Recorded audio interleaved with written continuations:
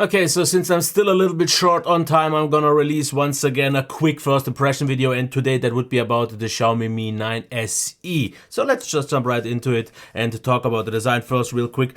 This is the Mi 9 on the left, and on the right you can see the Mi 9 SE, and you can see there is definitely a big size difference. If you want something actually close in terms of size, it would be, in my opinion, right now at the moment, especially in terms of in-hand feel, because there are quite some similarities. The way more expensive though Samsung Galaxy S10e. But today is about this one, so let me get into a few things.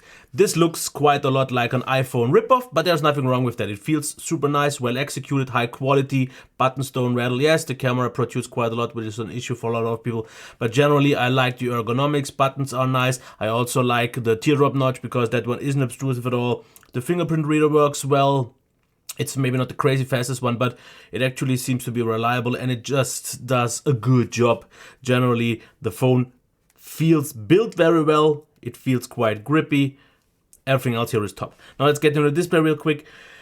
Now here I have to say that there is nothing wrong with it. This is a very lovely 1080p, and now finally, even on a kinda, let's say a little bit more budget version with the SE, this is also an Amoled panel, and therefore very nicely calibrated, very nicely saturated. Color calibration seems fine. You have some adjustment options, but to keep that short, really lovely display. The speaker, it is actually quite loud, but what I've noticed is that there are some highs lacking. I would wish for a little bit more on that regard, but it is a good full sound, but a little bit highs, like I said.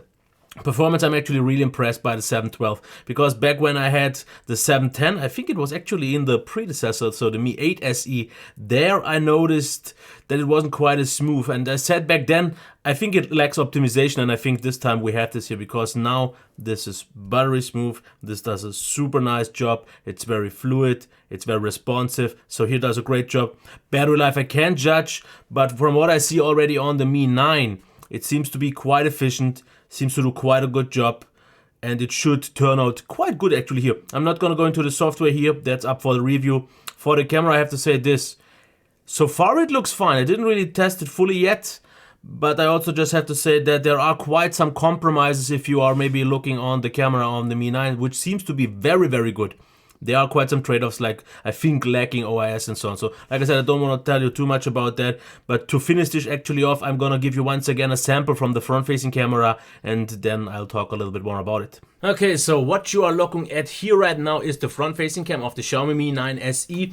But this time actually not its internal microphone, because I got so many complaints on the Mi 9 video that it is horrible, and it's not really better here on the Mi 9 SE, so that's why I'm using a Shure kind of smaller shotgun mic, and the quality should be noticeably better, but in the final review I'll let you know that the mic isn't good, but you already know this by now. So quick thoughts on the phone. Well, so far I have to say that I really like the design, even though it reminds me almost too much on the iPhone, and I would kind of wish for this to have the same design as the Mi 9, because that would have been pretty much then, even though a slightly spec'd down Mi 6 successor that I was wishing for so much since ever I got that phone. Otherwise, this display seems better than ever for a kind of mid-range phone from Xiaomi. A good speaker, even though it sounds a little bit muffled. We get very good performance. This is actually super close to already flagship territory, and I think most people in normal use won't really see a big difference at all. Software, MIUI, not gonna get into that much more, and the camera will be a little bit of a cut back from the Mi 9, but I generally feel that since this phone is cheaper, it might be an option for everyone who wants a cheaper but smaller Mi 9. But I also have to say that just looking at the price, there is a difference of, at the moment, roughly I would say what it seems like 100 or maybe 150 euros. And I actually think that if you want the better phone, you are definitely right here with the Xiaomi Mi 9 itself, because it has the better SoC, it has the even better display, better speaker, and also obviously the better camera and so on. So in case you don't need that, if you want something absolutely smaller, the basics are still very strong, but they definitely made some cutbacks, and those will be discussed definitely way more in the actual final review.